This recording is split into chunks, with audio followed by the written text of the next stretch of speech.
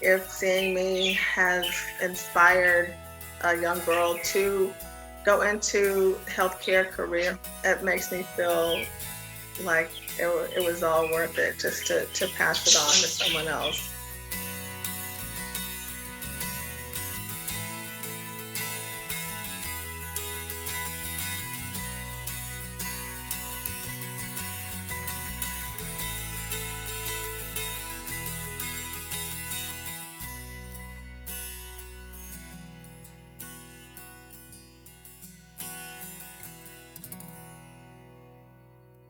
Well, hi, Dr. Legall. We love all of the things you're doing within your community, but can you tell us a little bit about Integrity Family Healthcare? So I'm a family physician. I was born and raised in Houston, and I've been around the community for a little over 10 years.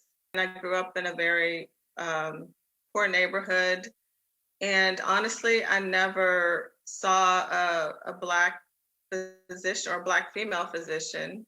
But my mother inspired me. She's one of the first African American nurses during integration to um, uh, work, be a nurse in the hospitals here in Houston. So she taught me my bedside manner, really.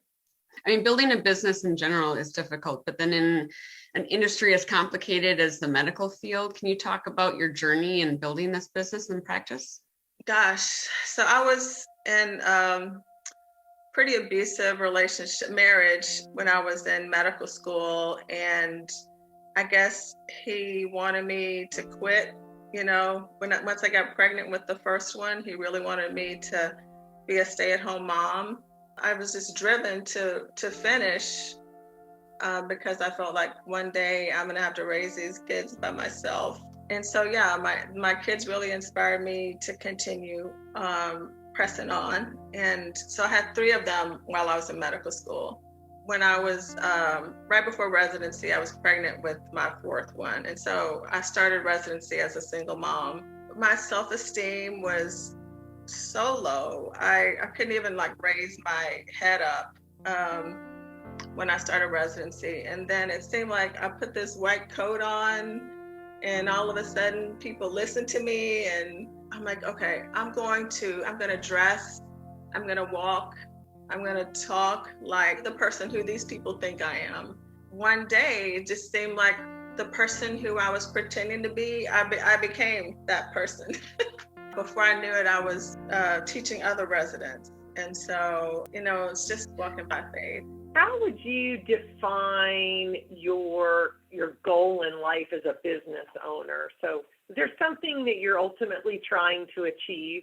I personally, I have 6 children. One of my sons is in medical school now. And so now I really focused on building my practice enough to leave a legacy. So when my son graduates, it'll be smooth sailing because it's been lots of ups and downs.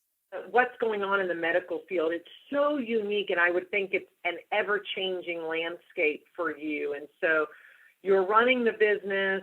It's about people's health and well-being. So how do you manage the two? How do you find that balance between that business side and that well-being side for your clients?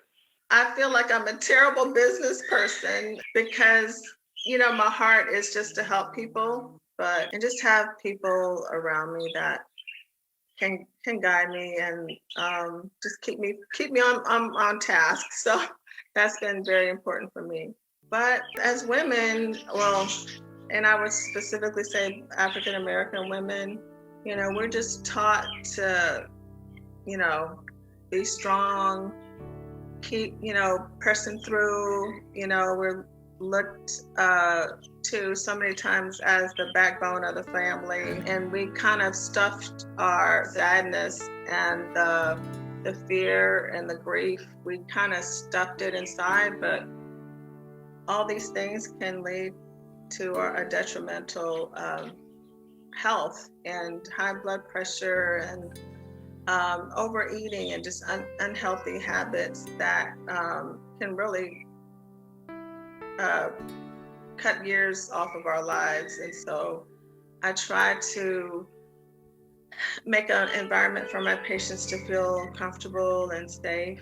I was doing some volunteer work at the local shelter, and I had the ladies come in to the office, and I just, volunteered some office visits, but just going through my own personal choice of just leaving a bad marriage. I said, I would love to just help other women just to be in a safe environment, for them to move on with their lives.